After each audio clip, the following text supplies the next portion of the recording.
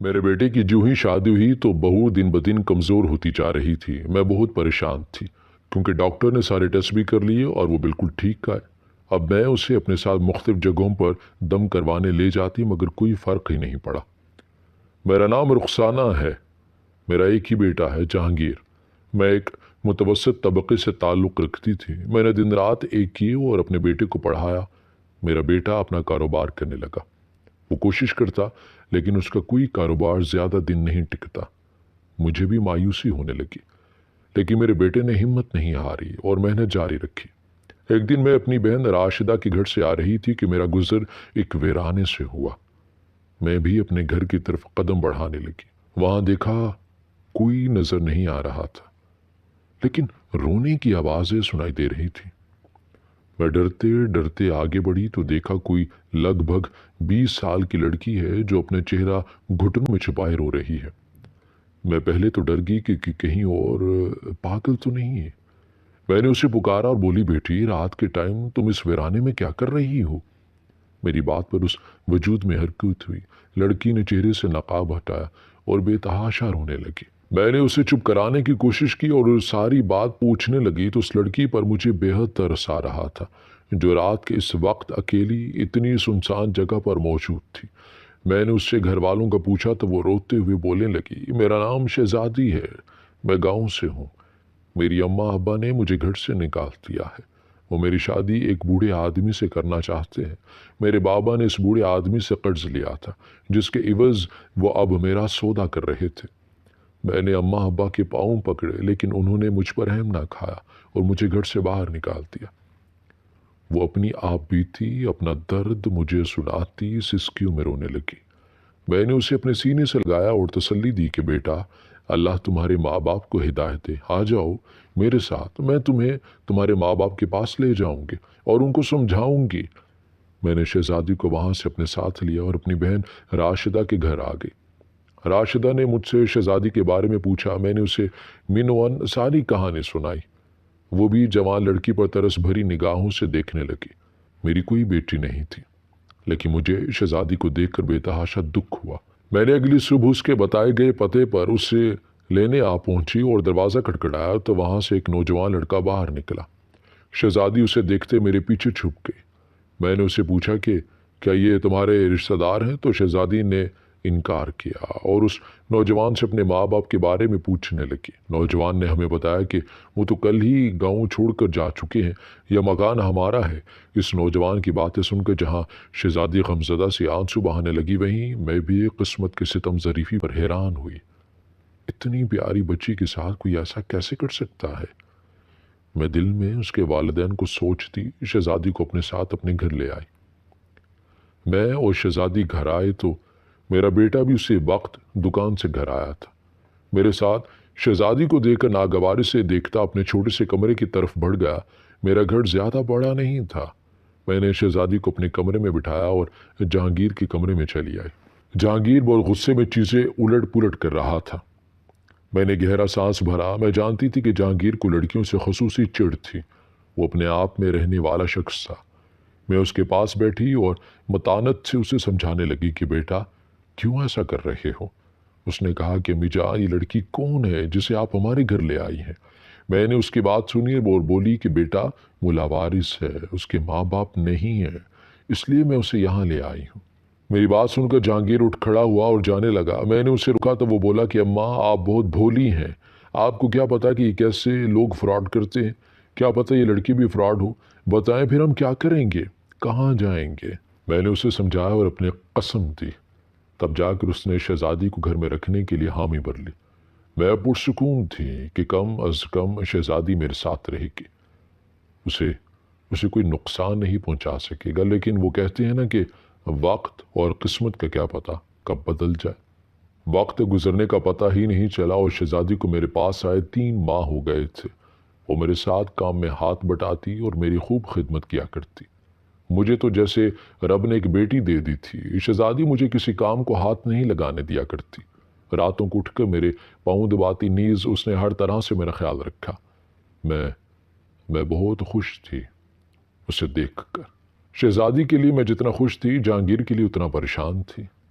اب شہزادی سے پہلے جیسی پرخاش تو نہ تھی، لیکن شہزادی پھر بھی اس کے سامنے آنے سے کتراتی۔ میں نے بہت کوشش کی کہ وہ جہانگیر کا ڈر بھلاتے، لیکن وہ بھی اپنے نام کی ایک تھی۔ اس کے یہاں آنے کے بعد میں نے ایک ایک چیز پر تجزیہ کیا تھا۔ شہزادی اب جہانگیر کو بری نہیں لگتی تھی۔ میں نے اس کی نظروں میں پسندیدگی دیکھی تھی۔ میں نے اسے راستے پر لانے کا سوچا۔ میں نے اپنے محلے کی رشتے والی سے شہزادی کے رشتے کی بات چلانے کا کہا تو اس نے میرے کہے مطابق میرے گھر رشتہ بھیج دیا۔ رشتے والوں کو شہزادی پسند آ گئی تھی۔ انہوں نے باقاعدہ رسم کرنے کا کہا اور اگلے ہفتے آنے کا بول کر چلے گئے۔ پر جہانگیر کو جب یہ پتہ چلا تو اس کے غصے کا گراف بڑھنے لگا۔ وہ فوراً میرے کمرے میں چلا آیا اور بولا کہ اماں، میں شہزادی سے شادی کرنا چاہتا ہوں۔ میں اس کی بات پر اسے گھورنے لگی اور بولی کہ تو اس بچی کے ساخار کھاتا ہے اور اب کیسے شادی کی باتیں کر رہا ہے؟ میری بات سن کر وہ میرے پاس بیٹھا اور قطعاً انداز میں بولا کہ شہزادی کی شادی صرف مجھ سے ہوگی، میرے علاوہ اور کسی سے نہیں۔ جہانگیر اپنی بات بولتا میرے کمرے سے نکلتا چلا گیا۔ پیچھے سے میں اس کی باتوں پر مسکرانے لگی۔ جہانگیر تو مان گیا تھا، لیکن ان سب سے بڑا مسئلہ شہزادی کی رضامندی کا تھا۔ میں جانتی تھی کہ وہ شروع ہی سے جہانگیر سے خوف زدہ تھی، گویا اس کے ساتھ پوری زندگی گزارنا بہت بڑا فیصلہ تھا۔ میں نے اگلی صبح نماز کے بعد شہزادی کو اپنے پاس بلا کر بٹھایا اور متانت سے اسے سمجھانے لگی۔ میں نے اسے پوچھا، کیا تم میرے بیٹے کی شریک حیات بنو گی؟ میری بات پر شہزادی نے جھٹکے سے سر اٹھایا، جیسے اسے کرنٹ لگا ہو۔ وہ نفی میں سر ہلانے لگی۔ شاید شہزادی اب بھی خوف زدہ تھی۔ میں نے اسے سمجھایا کہ جہانگیر برا نہیں، بس اپنی پھپھو کی وجہ سے اسے لڑکیوں سے نفرت ہے۔ اس کی پھپھو نے بہت بڑا کام کیا تھا جس بنا پر خاندان سے بے دخل کر دی گئی تھی۔ جہانگیر بھی انہی کا خون ہے۔ وہ بس عورت کے کردار کو نہیں سمجھ پاتا، اس لیے دور رہتا ہے۔ میری باتوں سے اس کے دل پر لگی گرد تو چھٹ گئی تھی۔ میں نے اسے وعدہ کیا کہ کبھی اس کے ساتھ ناانصافی نہیں ہونے دوں گی۔ میری بات سن کر وہ میرے گلے لگ گئی اور بولی، میں آپ کو کیسے انکار کر سکتی ہوں؟ اماں، آپ تو میری محسن ہیں۔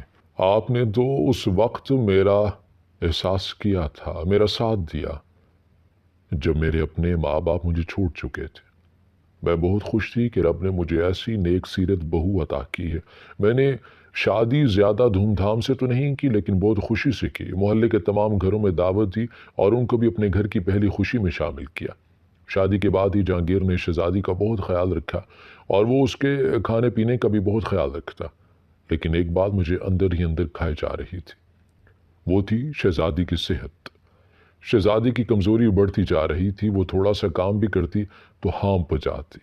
میں نے ہر نسخہ آزما لیا تھا، لیکن اس کی طبیعت میں کوئی سدھار نہیں آیا۔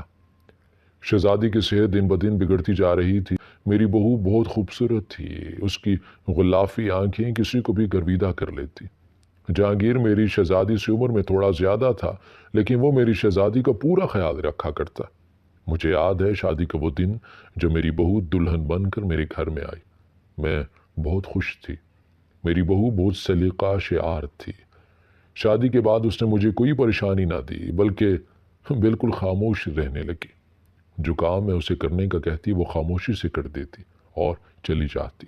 مجھے اس کی فکر رہنے لگی۔ میں نے کافی حکیموں سے بھی اس کی دوائیاں لیں پر کوئی فرق نہیں پڑا۔ میری بہو کی صحت گرتی جا رہی تھی۔ میرا بیٹا دکان سے گھر آیا تو میں نے اسے بہو کی طبیعت کا بتایا، جو صبح سے ہی اپنے کمرے میں سو رہی تھی۔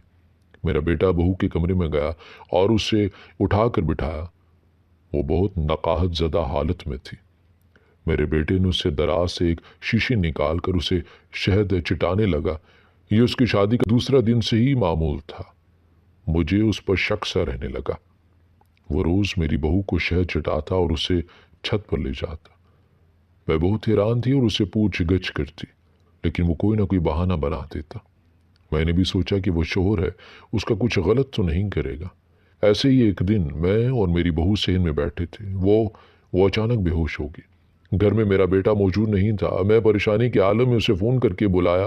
میرا بیٹا اسے لیے ہاسپٹل بھاگا۔ میری بہو کو ڈاکٹر نے چیک کیا اور کہا کہ یہ بس ذہنی دباؤ کی وجہ سے بے ہوش ہوئی ہے۔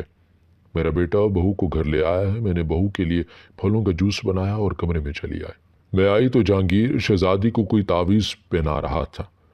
میں نے جوس کا گلاس سائڈ پہ رکھا اور اس سے تعویذ کے بارے میں استفسار کرنے لگی۔ میں نے پوچھا، جہانگیر یہ شہزادی کو کیا پہنا رہے ہو؟ تو بولا ماں دیکھو نا شہزادی آئے دن بیمار رہتی ہے اور کمزور بھی ہوتی جا رہی ہے، اس لیے میں امام صاحب سے اس کے لیے یہ تعویذ بنا کر لایا ہوں۔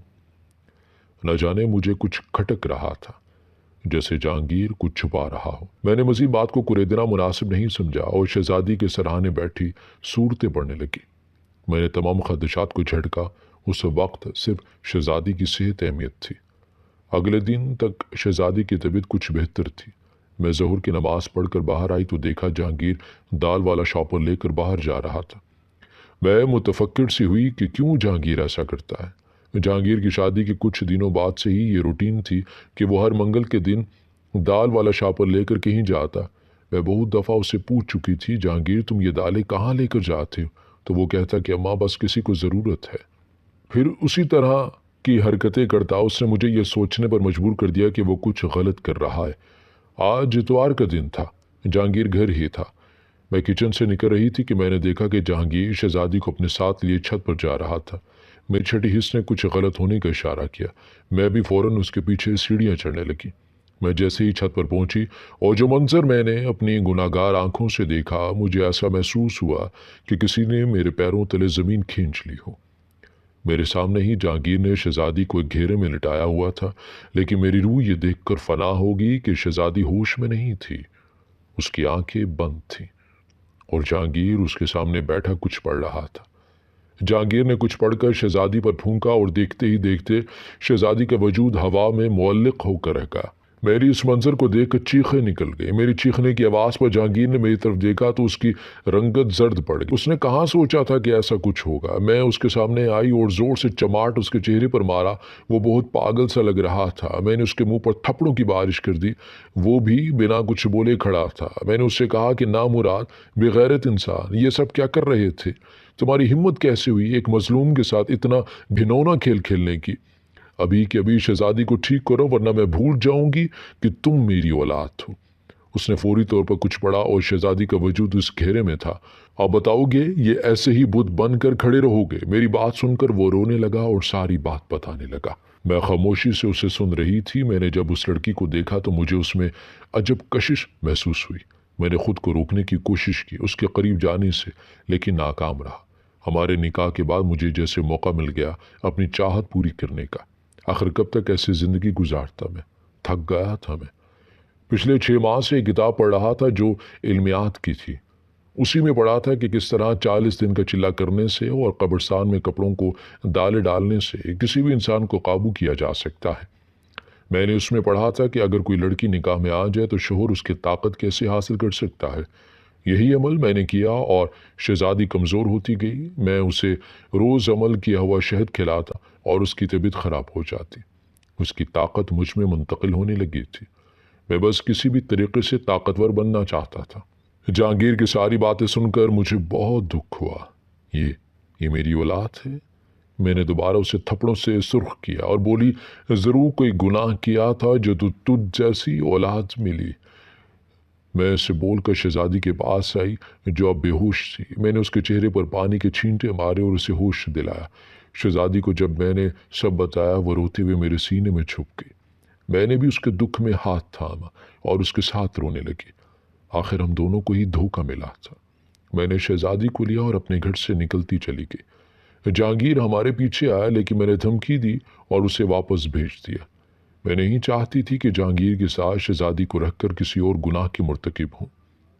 کبھی کبھی ہم کسی کی بھلائی کے چکر میں اس شخص کو ایک ایسی کھائی میں دھکیل دیتے ہیں جہاں سے واپسی پر زندگی کی ضمانت بھی باقی نہیں رہتی۔ اپنے غیروں کا فرق مٹ جاتا ہے، رہ جاتا ہے تو صرف مطلب۔